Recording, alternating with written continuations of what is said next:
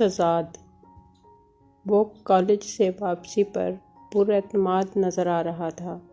आज उसने समाजियात को पढ़ा और समझा था।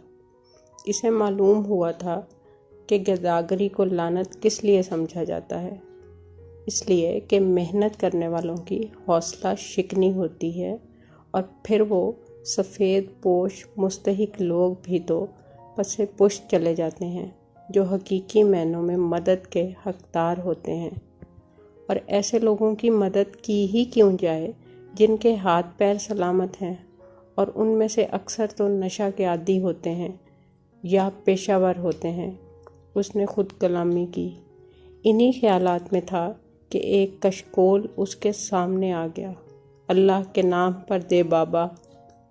इसका जहन धुंधला गया। किसी महफिल में सुनी बात याद आ गई। क़यामत के रोज़ अल्लाह पूछेगा, मैं इंसान की सूरत में तेरे पास आया था, तूने मेरी मदद क्यों नहीं की। इसने कशकोल में पैसे डाल दिए और किताबें सड़क किनारे रख कर चल दिया।